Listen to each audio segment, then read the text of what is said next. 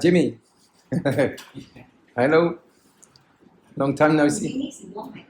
Mr. Wong. Who's Jimmy? Oh, sorry, I'm mixing up already. There you go. Go on. There you go.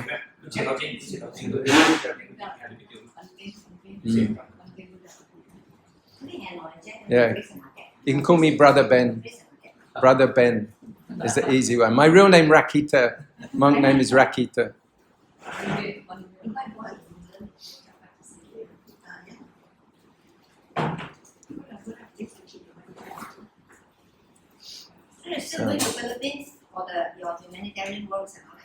I was there for more than 10 years, so I just like pause. It's enough already. So yeah, I didn't want to base myself 100% there, but it was good. It was good experiences in both places. I was in two main places, 5 years and 5 years. Yeah.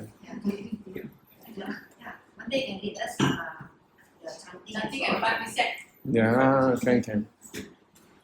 Yeah, I guess we can start. We can start. Okay. So you want to take 5 precepts? Namo tassa bhagavato arahato samma sambuddhassa. Namo tassa bhagavato arahato samma sambuddhassa. Namo tassa bhagavato arahato samma sambuddhassa. Buddhaṃ saranang gacchāmi. Dhammam saranang gacchāmi. Sangham saranang gacchāmi. Dutiyam pi Buddhaṃ saranang gacchāmi. Dutiyam pi Dhammam saranang gacchāmi. Dutiyam pi Sangham saranang gacchāmi. Tatiyam pi Buddhaṃ saranang gacchāmi.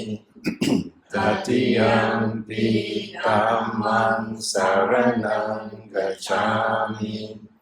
Tatiyam pi Sangham saranang gacchāmi. Tisaranang kamanang nititang amabhante. Panatipata veramani sikkhapadang samadhiyami. Panatipata veramani sikkhapadang samadhiyami. Adina dana veramani sikkhapadang samadhiyami. Adina dana veramani sikkhapadang samadhiyami. Kamesu miccācara veramani sikkhapadang samadhiyami.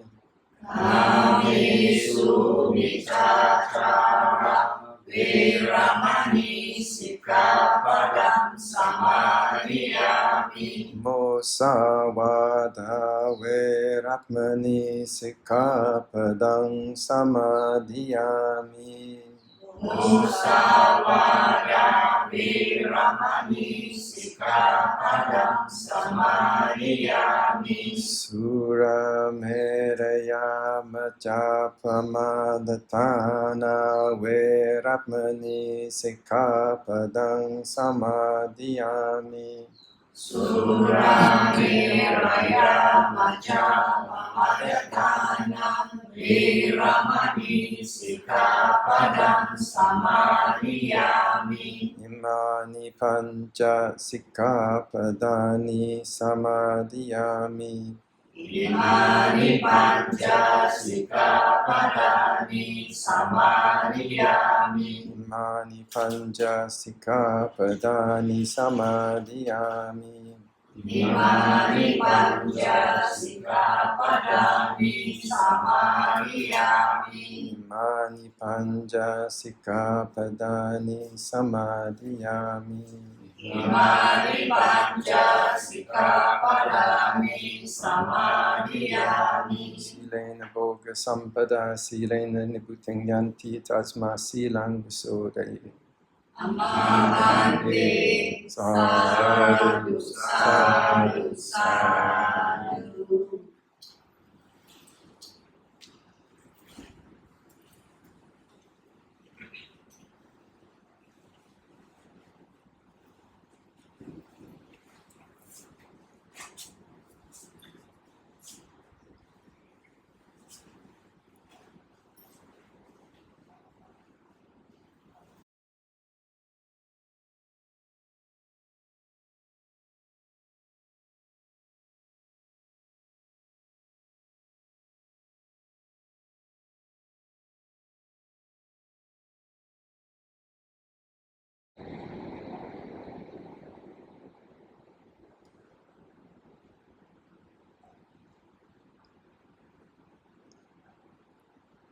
So Buddha would always usually begin his talks about the blessing of Dāna. Having just returned from Pulautikos, where there's very beautiful and living tradition in action every single day here. We're so blessed to be a part of that tradition, where people will offer food to the monastics, and the monastics will offer blessings and witness the beauty of the action. In countries where this isn't the case, it's very sad, where everybody's only looking for themselves. So this is a beautiful thing, the Dāna. The Buddha would talk about Sīla, and he would talk about the benefits of Dāna for this life and for future life, the good karma as a result. In the Vimanavatu, people who are reborn in heavenly realms are asked how they got there, and many of them simply were offering food, offering Dāna, and the requisites in one way or another.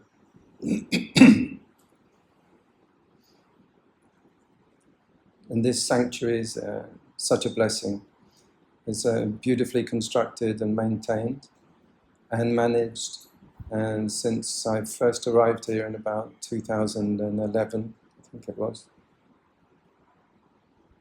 my first visit, or it's usually temporary visits I come through.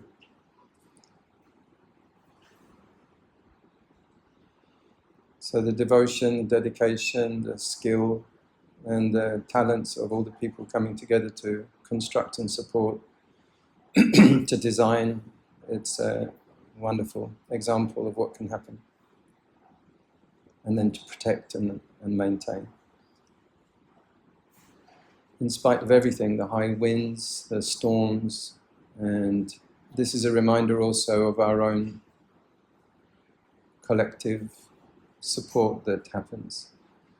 Trees that are isolated on their own are easily blown over. If you look at the cemetery, there are some trees that have just been toppled over, their roots up in the air because they were just on their own. Whereas here, the trees are where they're all collected together, protect each other just by being close together. When the high wind blows, they protect each other. The one that fell up, or the ones that have fallen over, have also had that problem. Shallow roots and being out on their own. So that's the benefit of the group support, the Sangha community as well. and by good company, good friendships. This is one of the benefits of Sangha.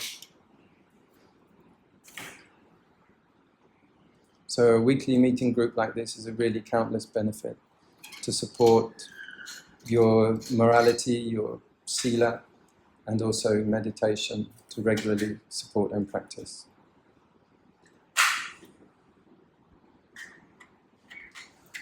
So Dāna, Sīla.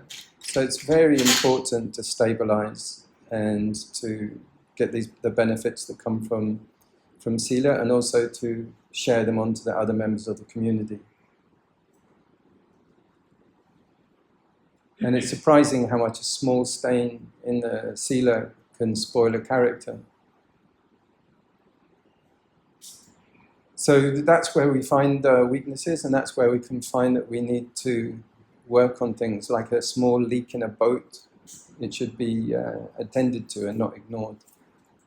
Otherwise, like the Dhammapada says, drip by drip, we accumulate bad qualities.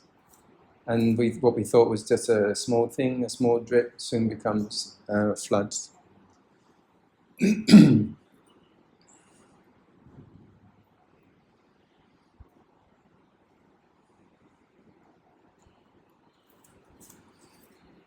People might think it's a small action that they're doing when they offer a small bit of Dāna, just a bunch of grapes or something. But when you see what I come back with, every day it fills up the whole table, and this benefits the Tabawa Center, all the staff here, the Burmese, and of course any monastics that are here. So group efforts are like that.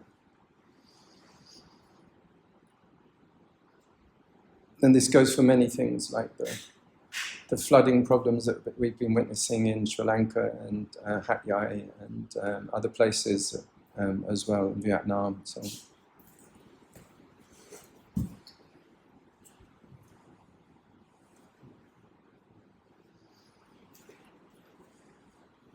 The Buddha talked about the floods of the defilements as well, the asavas. Seasoned practitioners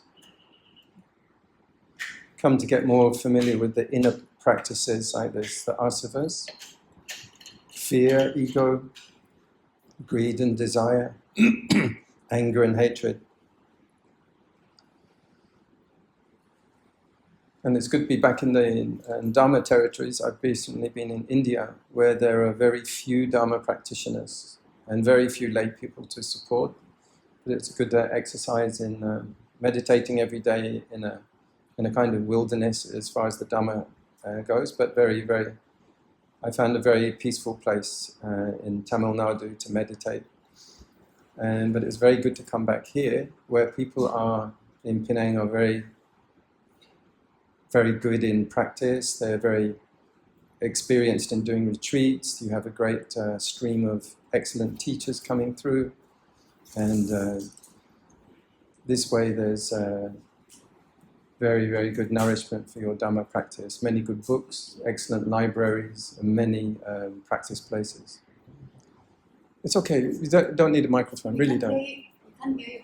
The voice is too soft. Oh, I'll speak up a bit, maybe. Okay, okay, I'll up my voice a bit.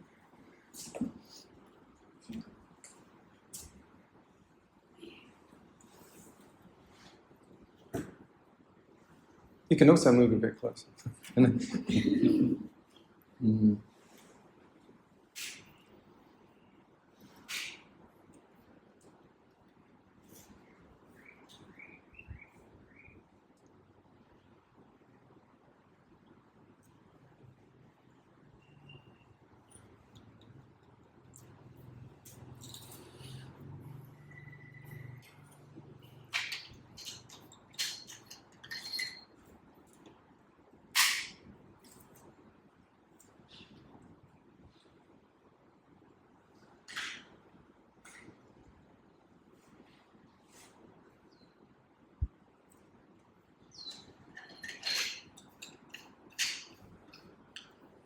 So the Mangala Sutta talks about having done good deeds in the past. So when you come to meditate, when you come to follow your breathing, whether you're following the breath or you're following the body with the rising and falling, scanning the body, or you're doing metta practice, your mind is balanced, your mind is nice and clear. You don't have anxieties about actions that you've done. So clear conscience, having done good deeds in the past, this helps us to concentrate. A clear conscience. I had one teacher who used to talk about paying off karma.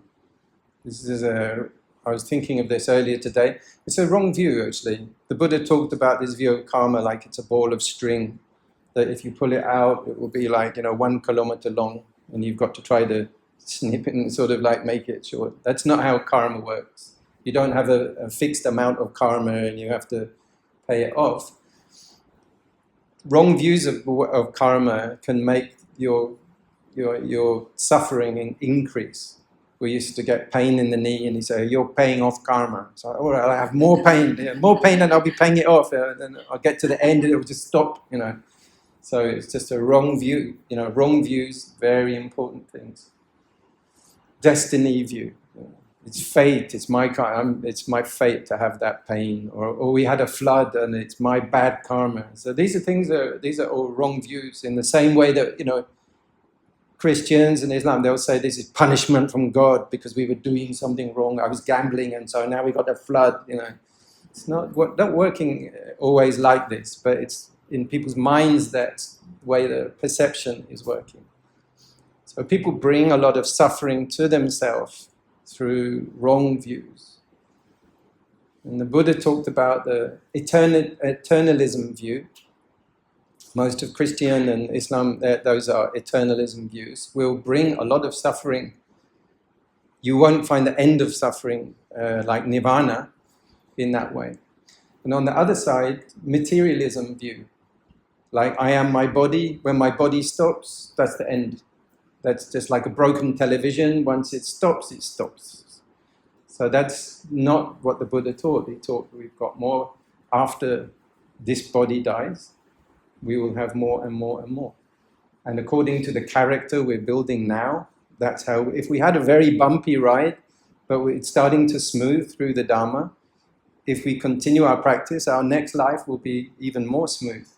The kind of parents we will bring, the kind of family we will bring, the community we will live in, the nice area with smooth elements, good weather, good food. All of those things come from the way we're acting now. But some people are getting tattoos, they're gambling, they're drinking, they're smoking, they're doing robbing, they're hacking, they're doing all kind of wrong things. So they will get the really bad karma.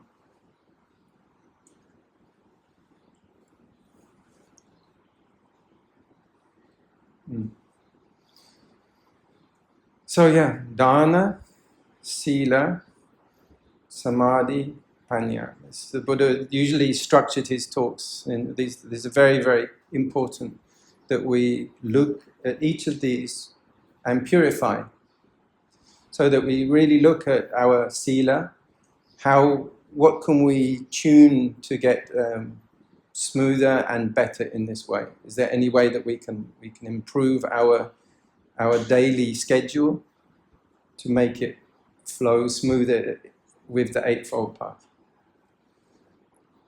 Firstly, and Dāna, is there any opportunity where we were doing perhaps good deeds before? Is there any way we can keep that up, upgrade our good deeds? Maybe we're doing it at one time and then we sort of fell away and we got lazy, or we just started doing something else. So that's very important. The gifts that you're giving, the services that you're giving, and the wisdom that you're sharing, or the habits that you're passing around, can we tune this without becoming like critical and anxious? We shouldn't disturb ourselves and blame ourselves or something. We just tune and smooth out and improve. We can usually do something a little bit better in these things. So Dāna, Sīla, Samādhi. So we can also see, is there some time that we can sit a little bit more at home or in other places instead of maybe sleeping or watching movies or something? Is there some way we can put another little half hour in there instead of just going for coffee and blah, blah, blah, blah, sort of talking, or just doing the lottery or whatever it is, There are many times that we can find a peaceful place in nature or drop in another place. Recently, I was going to Beach Street Suchi Tea House. It's great, you can sit in there. People just sit in there and meditate. It's great, you won't be disturbed. There's no music on and things. And then I was going to the Triple Wisdom Hall, halfway home, halfway back coming here, stop in there. Great, there's another place that you could. So we're so blessed with Penang. You've got so many places that you can just drop in. MBMC or the Mahindarama, you can just drop in. Perfect place. Nobody's going to look at you strangely if you're sitting there like this. No. They just leave you to it. They perfectly understand. They respect you. They might come up, bring a bottle of water or something. It's lovely. So much. This is the supportive atmosphere. It's very difficult to find this. Very, very difficult. Not only that, you've got very beautiful infrastructure, very well maintained, low crime. That's very important. So there, you don't have to worry too much. You have a good community, strong family values, low crime, low graffiti. It's very, very good quality. In this part of Georgetown, up this area, it's very, very, very good because you've got strong family values, you've got the Dharma, you've got also, good Islam is good. There's no problem. Good Christianity is good. They all go together because they all support this Sīla part.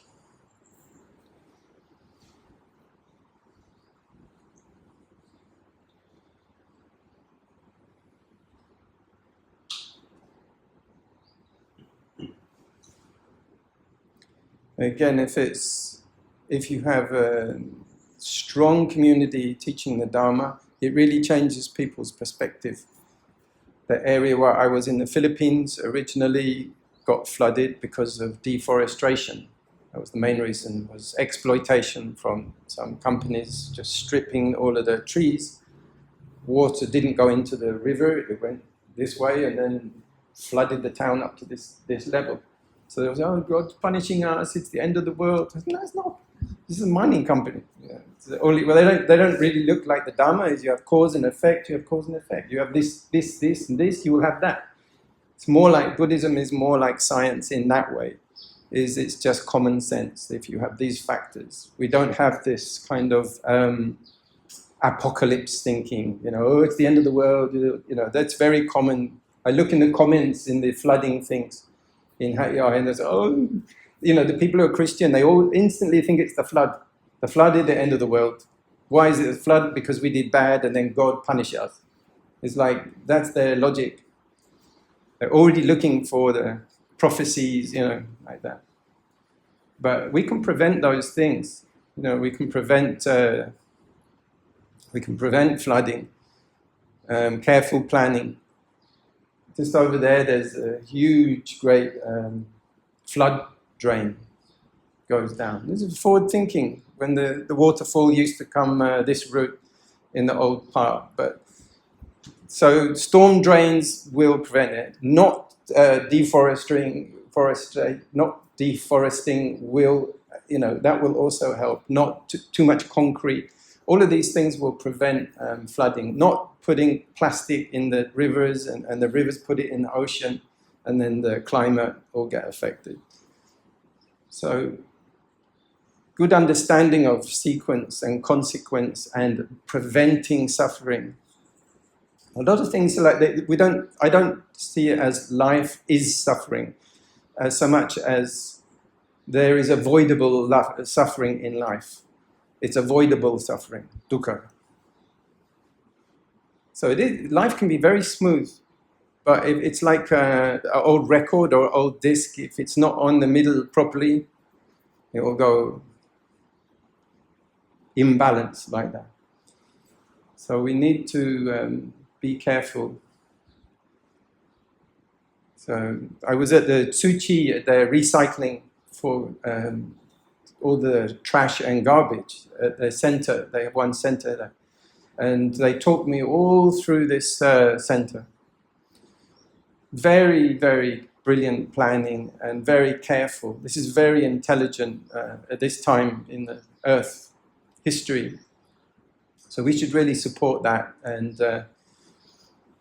be very careful and conscious. Segregation of trash, those kind of things. Very easy to do. Well, not easy to do, but it's possible to do. One bint bad, I must have 50 bags, 50 plastic bags every day. 1 week, it's a lot. So I don't know. And I don't know how we can change this. So we have to be very careful about that. Try to use reusable things like these kind of things more and more.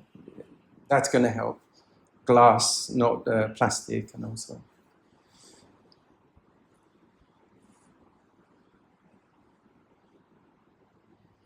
But every day to take 2 or 3 times just to sit and listen to your inner suffering, your stress, your new situations, the news, your body, your feelings, your mind, your breath, looking at your aging, reminding yourself we are going to die, we're not going to last forever. And then do what we can to check our diet. Checking our food is very important, not to have too much oily foods and make our body unhealthy, not to have too much spicy foods which will be carcinogenic, which will cause your system to get ulcers and kind of things like this.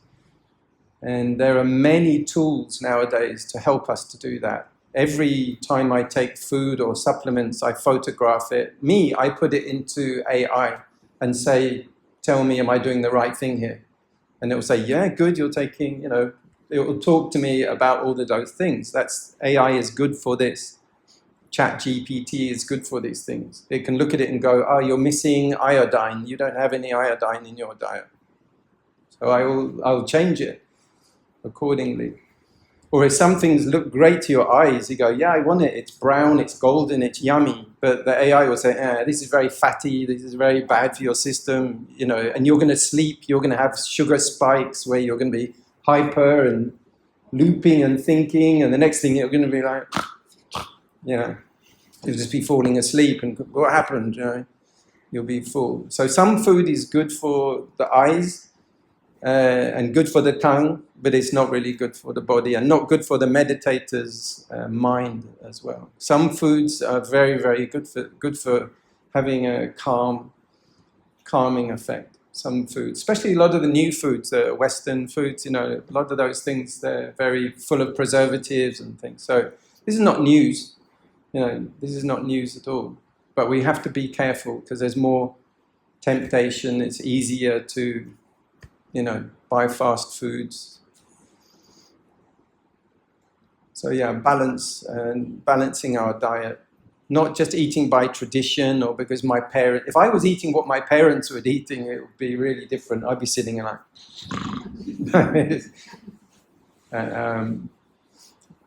I'm veggie now. Just happened. I lost the appetite for chicken and meat and fried bacon, all those different things. I just lost the appetite.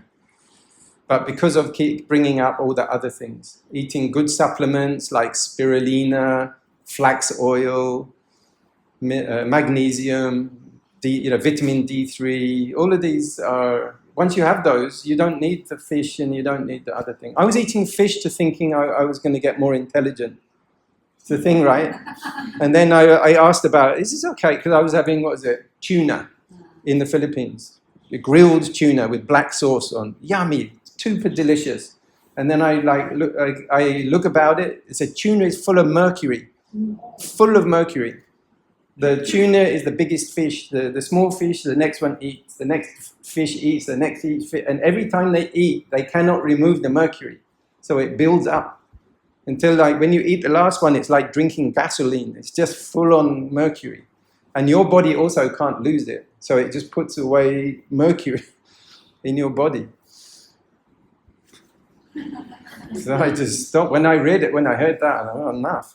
It's going to really damage my brain. It's not going to help me to learn better.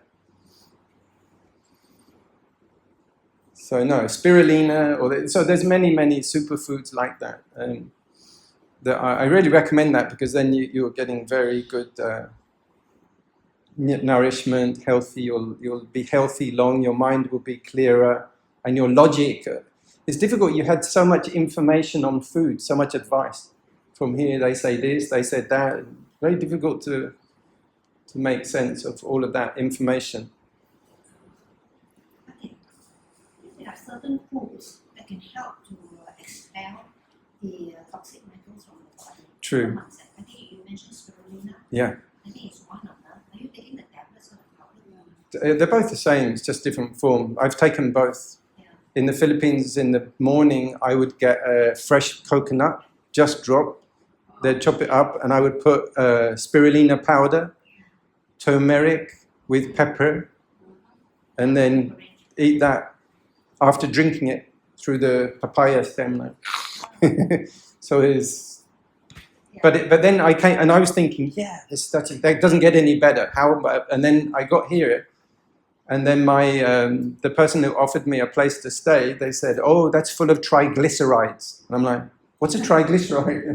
They said, "Oh, it's a fat. There's three fats." And so you're putting all these fats in your body. And I was like, oh yeah, that's where it's going. This is the triglycerides. So that's what I mean. You hear one thing and you hear another. I think actually what is full of triglycerides? Coconut. Coconut? All coconut.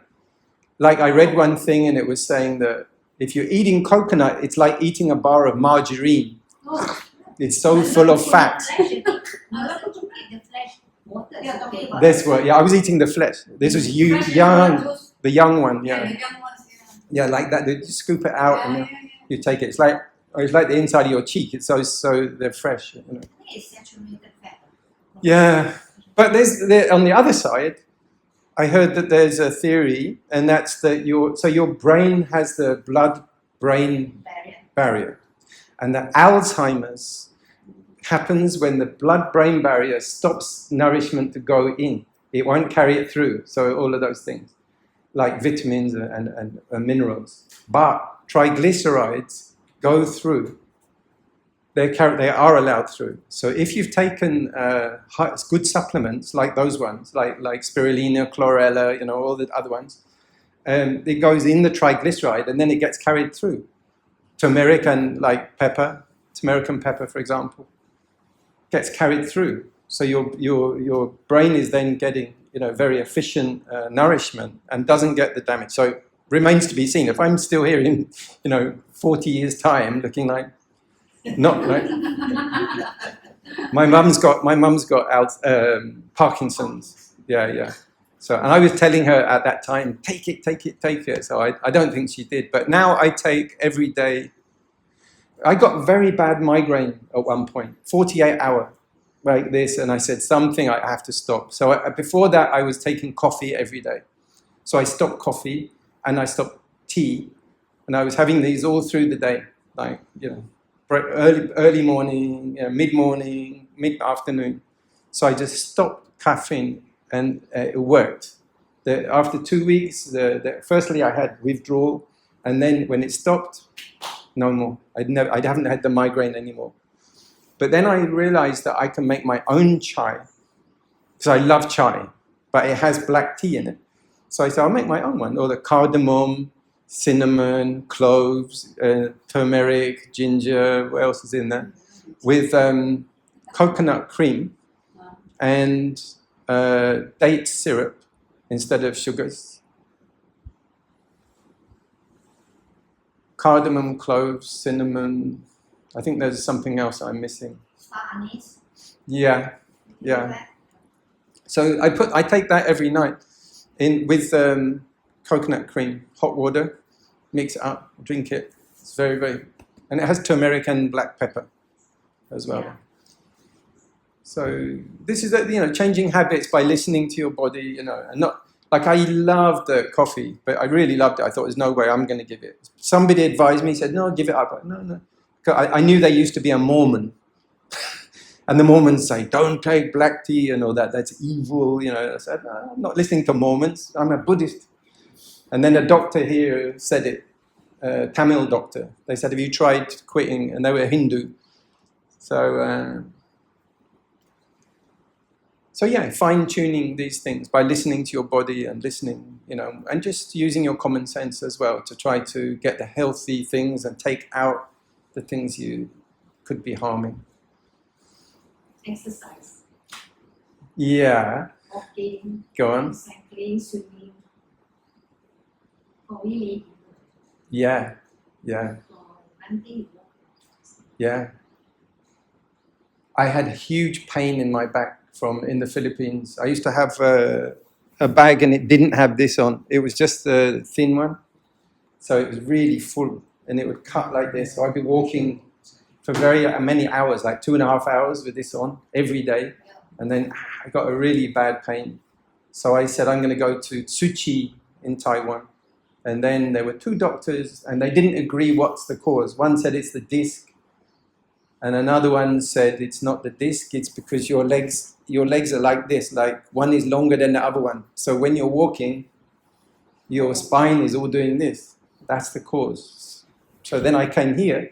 They gave me MRI, and they said, we'll find out the real thing. One doctor said this, one doctor said that. We'll give you MRI. So they give you MRI. He looked at it and he said, you need to swim 30 minutes a day.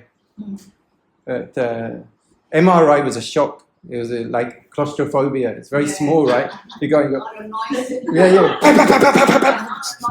Give me you go. Oh, no, that was the worst thing. It was worse than the back pain. Like, it's like being trapped in a chimney. Oh, it's awful. They said, do you want headphones? I said, no, I'm good. I'll meditate. Again. Trying to meditate with that noise on. Bang. Very noisy. Yeah. That's like a temple in Burma. They have like so much noise. No, yeah. And he said just swim every day, because if you just swim, your body is just floating in zero gravity. It's all natural. But if you're floating in water, the gravity is off, and it's all in balance. It's all in balance. If you do exercise, you lift, you do this. It's not natural. You do one by one, this part, that part. And you're looking in the mirror, going, I want this, I want that, It's not natural, but swimming is very natural. Or swimming. Monks can do it. In the Buddha time, all the monks were swimming.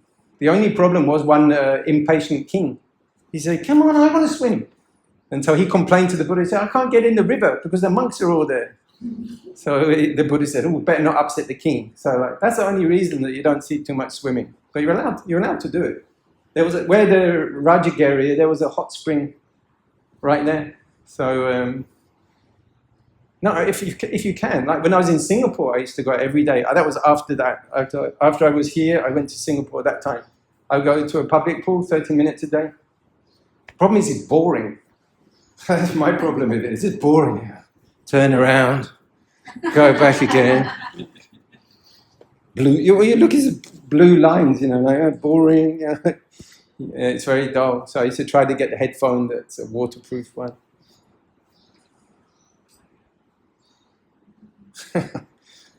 Yeah, pain. It's a lot of hassle.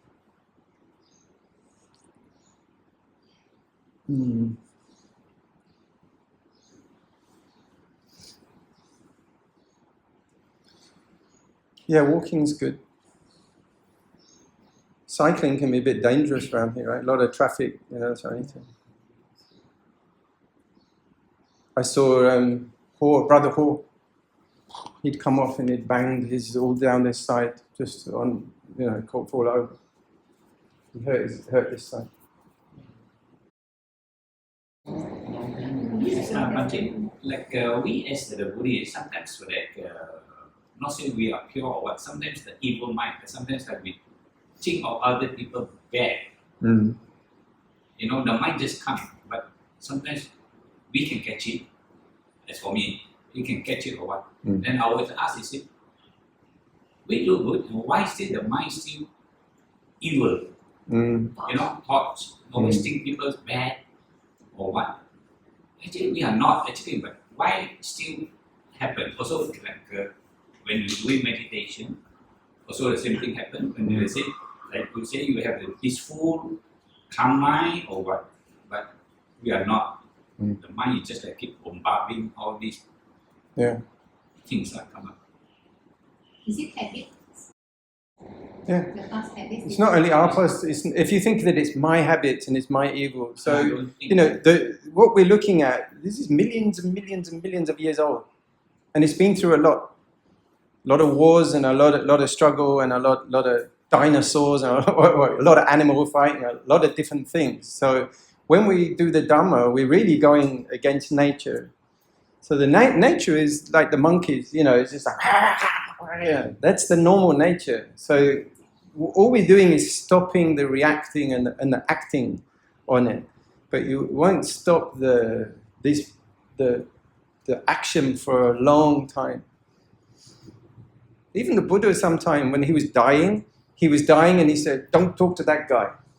And then he died. One of the last things just before he died, he said, "Don't talk to that guy over there," one of the monks. So it's like, this is very expected. So like, as long as you're watching it and letting it pass, that's all right. And recognizing it, this is unwholesome, and it doesn't have to, I don't have to act on it.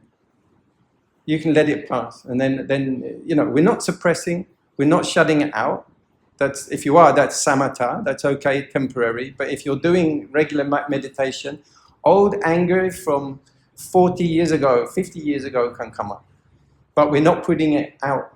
We just let it pass by. Okay, it's like a stormy cloud. There's a stormy cloud, okay. All right. We're not expecting blue sky all the time. So it will come and it will pass by. It will come and it will pass by. It's here right now. I recognize it. You recognize the sensation coming up in the body here and there, and then you can also distract the mind. There's one way the Buddha recommended to do is to knock the mind onto something else, just to let go of it, because otherwise the mind can like really fixate on that person. It's very difficult, but letting go, coming back, and then it will go again, coming back. So the practice is just letting go. It's not to be surprised that it comes up. That's fine. It's like that it comes up, you can't probably stop that. That's the flows. That's like expecting it. We're going to try to stop the rain. No, the rain will come. It's like how to deal with it. It's just the letting go part. And okay, I got caught. Fine. Not to get angry at yourself for catching it and getting caught, or to have too high expectation of yourself as well.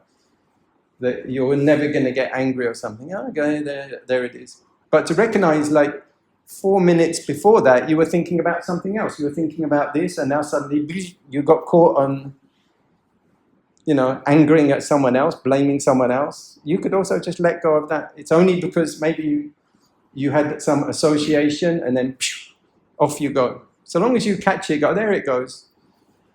Yeah, provided that we have the awareness in us. Yeah.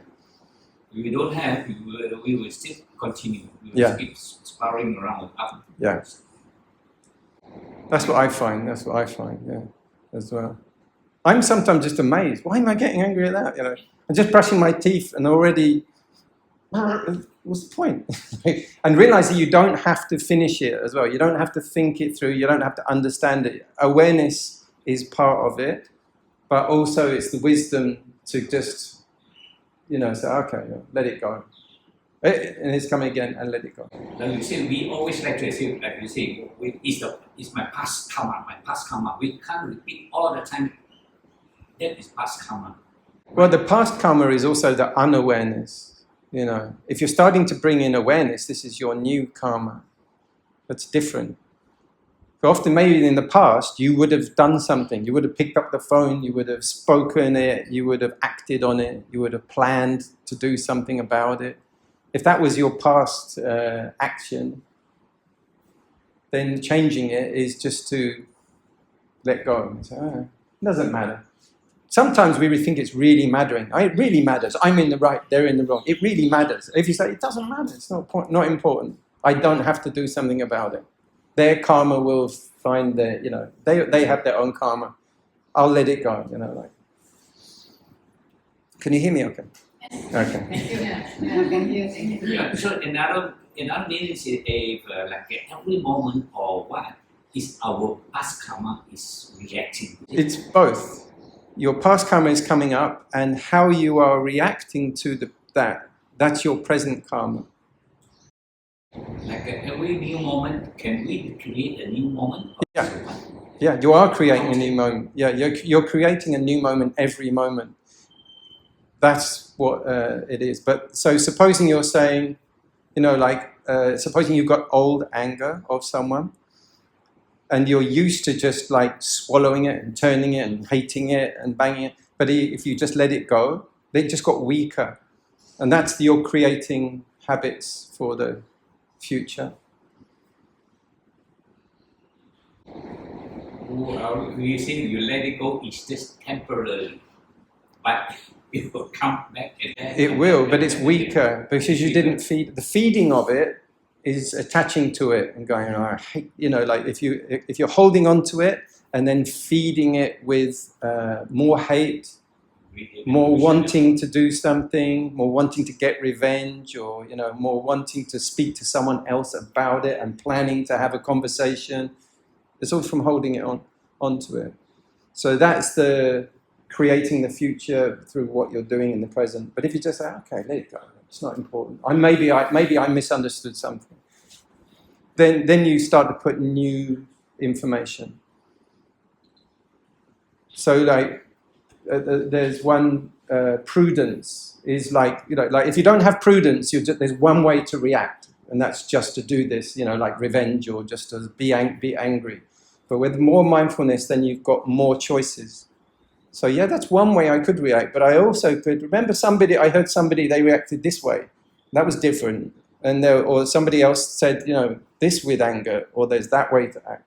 And then you can make more choices. Like in an airport, you've got different ways you can go. This one.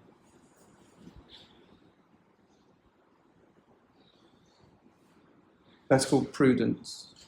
If you're more prudence, it's like before reacting or before feeding, you become aware that you're feeding and that you're reacting, and that you could also just maybe not.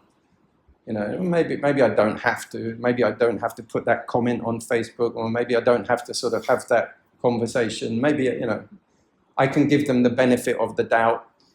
There are many ways that you can just be a little bit more flexible and not so confrontational, putting fire on fire, putting gasoline on fire. This noise, I could don't have a word with it, or maybe I go, never mind, it's hearing. Hearing comes, hearing goes. Sometimes this, sometimes that. So some parts of the defilements look for trouble. They're like troublemakers. So they try to get us angry. They try to, they justify anger.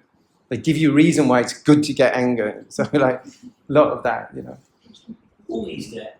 Who is the? No who. There's no who. That's why I say that. I know there's a no verb, right? There's the no who. Yeah. There's the no verb. Nova. Nova. Oh, Nova. Yeah. Yeah, there's a car made by General Motors called the Nova, and it was very big seller in Europe. They tried to sell it in South America, and they said, why is it not selling? And they realized that Nova means won't go. It's the Vauxhall Nova. You should always check. There was a Ford made a car called a Capri. Capri. You know what Capri means? Yeah. You know what it means? I don't know. It means goat. They tried to sell it in Italy. It's a goat. It's the Ford goat. You should always check. So, there's no Noah. It's like personalizing it begins to make it personal. They're talking about me. You know, that's a reflex. You know, I'm involved. Because then you're really poking the frog. You know, the frog will get beat because of that. The knower, there's no knower. There's just states of mind. So that way you can always let it go. It's not important. But when it's all about me and it's all about mine and I am, it will start getting more fuel. I put my mum, what happened? She was rushed to hospital. So I phoned my dad. One of my aunties, she wrote to me, "Your mum's been rushed to hospital." I was like, "Whoa!" I phoned my dad. Yes, she's gone to hospital, and this could be. And I was like, he's telling me she's dying. You know, I thought this was it. So my sister, who lives far away, Bristol, it's like 200 miles, drove there, went to the hospital, and she took a couple of pictures of her in the bed. She also took a kind of warm fur coat. And then after 1 day or 2 days, she sat her up with a thing. She's smiling, you know, colour in her cheeks, normal. So I put this on Facebook. And my sister got really angry. She says, you know, she got very angry. And I was like, why? Why are you getting all angry? Because on my Facebook, I might have 15 cousins who see my Facebook, and they'd want to know she's okay, you know. So, but for my sister, that's my mum. She's my mum. You don't put her on Facebook, you know. Like it's a private thing, you know. Like, it's not private. It's like, what's that? So, and I thought I could have a fight about this. She's telling me what to do on my Facebook, and I'm like, hold on. Now I'm doing it too. It's my Facebook. You're trying to tell me, and my, you know, So the thing to cut it is just say, all right, it's not important, you know, like everything will pass. It's just gonna go, you know. It's just life. It's just effects, you know. Things, this happen, that happen. Different people, different personalities, different values, different ideas. Also, different evolved people. I walk around here and I say, "Morning, auntie," morning, and I don't care. They're not my auntie. They're just auntie, you know. It's just like, hey, if my sister said that, she'd be like, "She's not your sister." She's like, "What are you calling her sister for? I'm your sister." You know, like, Buddhism. You know, you open your mind to the world, family, you know, universal metta love, not to the little thing, little love, selfish kind of love. But yeah, different people, different ideas.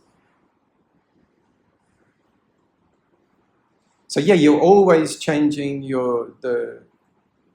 but you know, your reaction takes you into samsara, or it takes you into the wholesome states of mind. In which case, wholesome states of mind, you're fine with what is. And in unwholesome states, you're always, it's not okay. I'm with something I don't want. It has to go, you know, or I have to go, but we can't be together.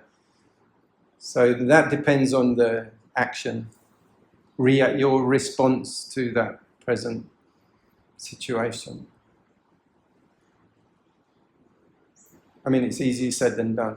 Yeah, that's not good to ask. It's not easy. No, it's the first thing you have to get in a fire is the fire extinguisher. How do we get our fire extinguisher? Awareness of, because we're normally on objects. It's him. It's not him. That's my I. So awareness of seeing, you know, even that, you know, the people you hate, the people you love, the people you there was a time when you just saw them the first time. So we have to get in a way back to that moment where we just begin our mind. I think Bhante, it boils down to our, you know, our perception, looking outwards. Always looking outwards instead of looking inwards. Yeah. So if you can look inwards, probably you'll be sober. Yeah, or in the door. So kind of in the doorway. You're kind of outwards and inwards both, you know. Not only inwards as well. We can't live like that. But yeah, absolutely. I agree. Yeah, that's it. And Yeah, it's quite difficult, right? Yeah, often we're very outwardly focused, and maybe, you know, our career, if you work in a school or something, or you work in a company where you have to be like outside, it's quite difficult to check in or to put value in time doing that. You know, to just sit there and, what? Nothing happened, there's nothing. But then there is things, you know, there's many things that come up to the mind. Non-physical things, things that are transparent, things that are very, you know, subtle. Trigger that Yeah. you will trigger you. Yeah. And then we have to re-examine things we said. We have to re-examine reactions that we're doing, actions that we're planning. You know, that's our gardening. That's our inner work. You know, we can't get paid for that. We can't get pat on the head for that. We just have to do it, and that will bring our order inside, our harmony inside. Yeah, I always say is you know, like now we are say we are okay or what, you know, but when we are out of this door, when the real time happen, our mind is a different view. Yeah. Because our mind is not pure as we are now. Yeah. It's very, yeah, right. Right? So when we are out, what then is what? You know, the awareness is not the like not now we are at a peaceful mind, our mind is calm and everything.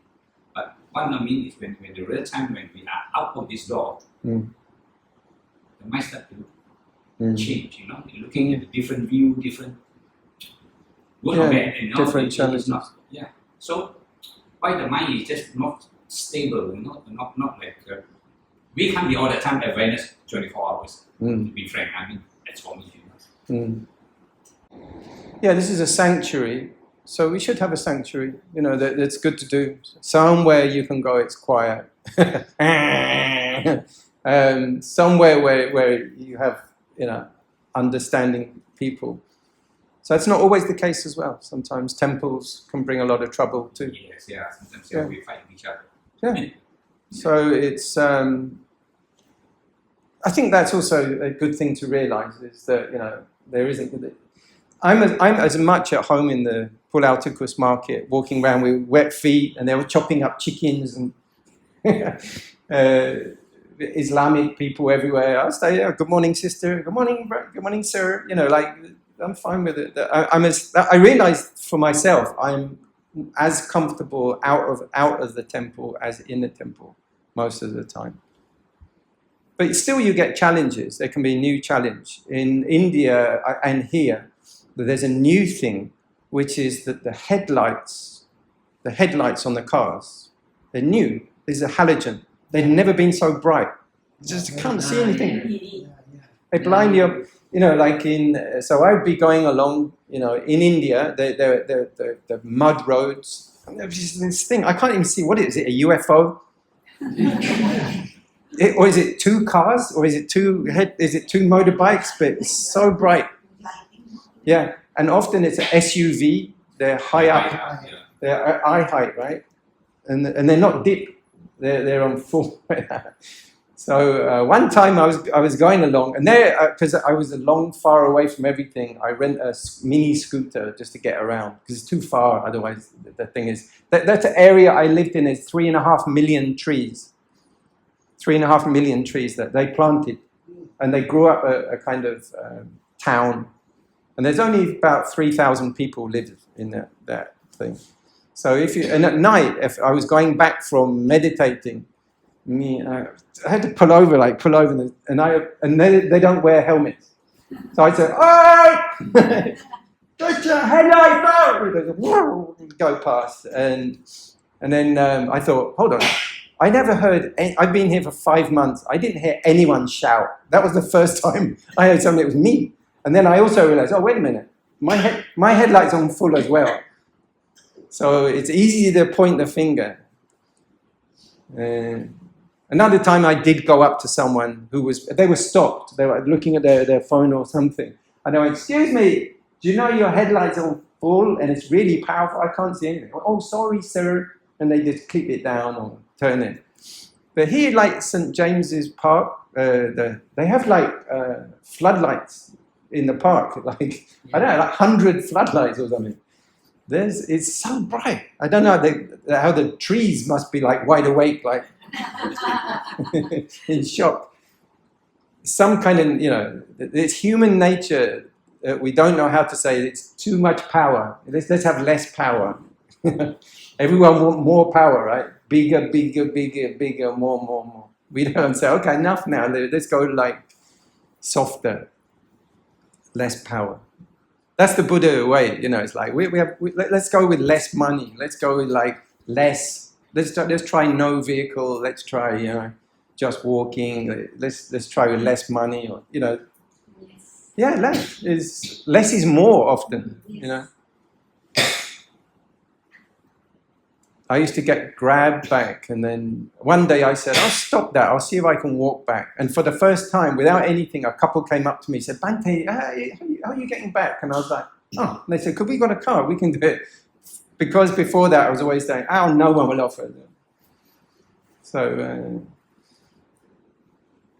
yeah. So sometimes it's human nature. Sometimes that's been going on a very long time. Even the, like, to stop things on the Sīla plane is enough.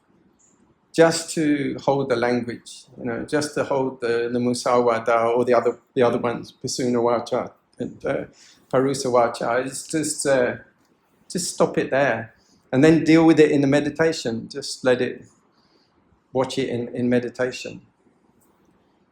That can be enough. Nobody knows. Only we know, But if sometimes the view, my sister will open her mouth about everything, We have a beautiful Sunday lunch with my mum and my dad and me. It might be my last one before I'm going to go to ordain again. She goes, right, you went in my bedroom. I'm like, what? She's talking about something from 1979. You looked in my drawers, you went through my diary, and oh, for God's sake, I'm 47. Like, that was like when I was, But some people are like that. They really have the view, we're the same thing. We're the same person. So whoever you're angry with, they all change. You changed also.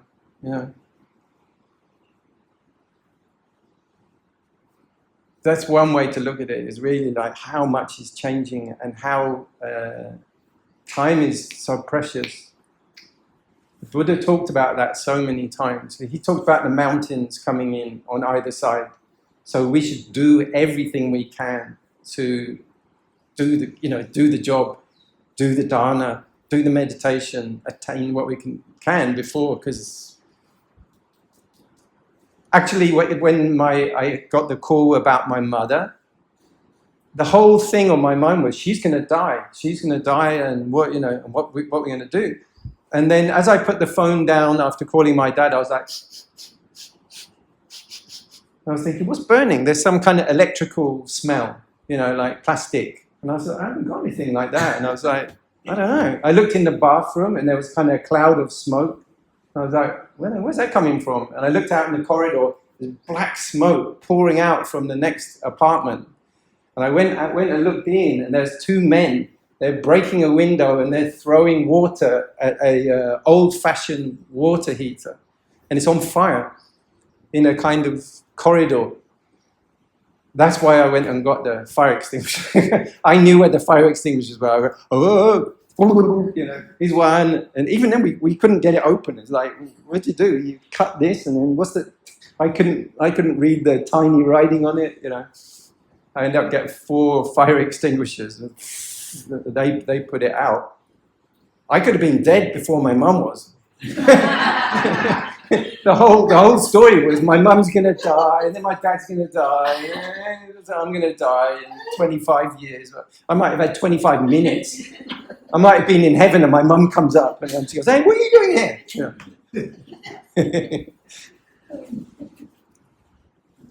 How are you guys for time? And any more questions and things, like comments or sharings, observations? Please chip in. Very happy. I'm sharing my family. You're sharing your family? Yeah. Great. 3 animals. I have very close. Great. Oh, right. Because Hmm. I summarize it. Right, Just right. take the points they support. Yeah, I also record, so if you You want. could see it. Yeah. So I just told them that time is so precious. Yeah. Yes. I'm living to silence. So much. Because that sometimes it's not just Yeah. because they are interested. Yeah. She's she's coming back during Christmas. But one day will be here, not Yeah. Christmas season. Yeah. That's the strange thing at this time, isn't it? Being a Buddhist in Christmas. It's really, really weird. I call it Christmas Bud. Christmas Bud. It's like Christmas pudding, but with a Bud on it. Very open-minded. Yeah. Just share. Yeah. Only Buddhists, you Christians don't come here. I don't. I'm not a big fan of it. I never was in England. You know, like the whole thing, the nervousness, and you get me, and I'll get you that. And, I don't want this, you got that.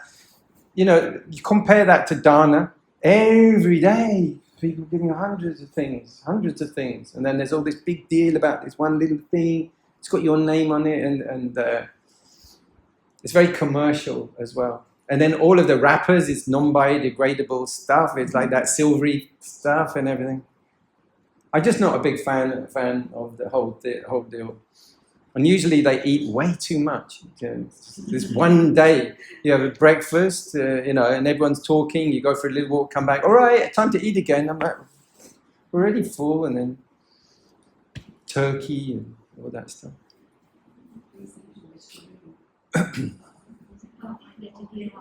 Vegan, you're vegan? Veggie, no, I eat yogurt, I eat eggs. You take yogurt, milk, eggs? Yeah, Eggs, cheese, less cheese nowadays, but cheese is not healthy. not so much. But yogurt, I have Greek yogurt. Cheese, Yeah, yogurt is good for our gut. Yeah. I take it almost every day. yeah, Greek yogurt with honey. One day, would you like to eat When Yeah. I come Are you going out?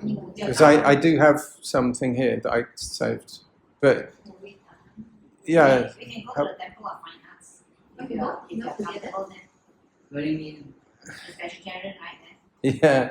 But I already did keep some food from the breakfast Dāna, so I don't want to take you out unnecessarily.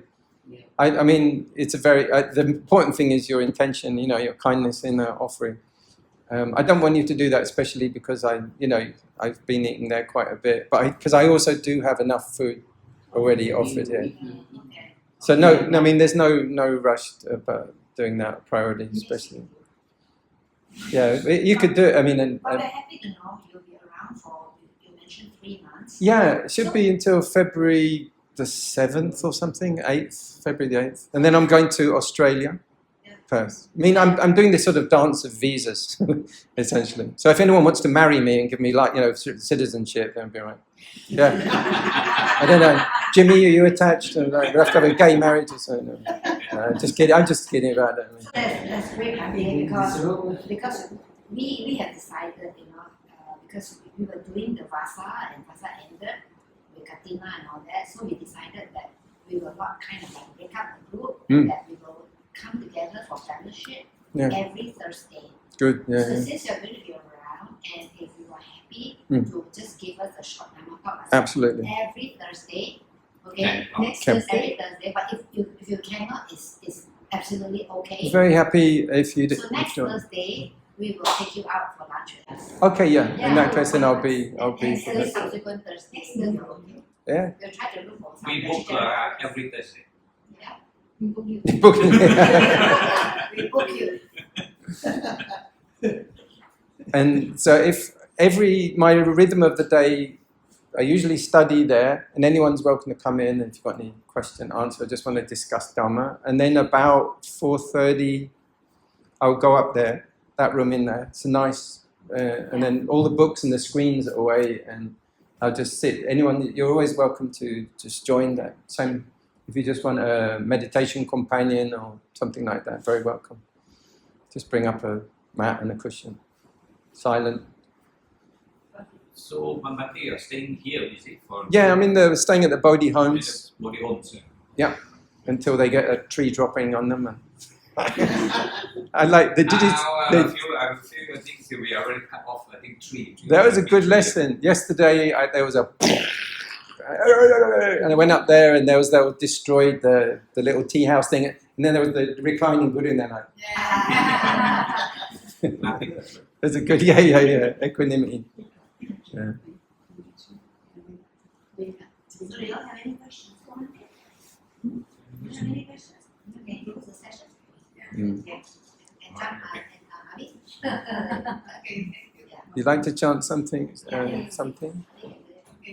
Imaya Dhamma Dhamma Pati Patiya Buddhang Mujeni Sada Imaya Dhamma Dhamma Pati Patiya Dhamma Mujeni Sada Imaya Dhamma Dhamma Pati Patiya Sangham Mujeni Sadara.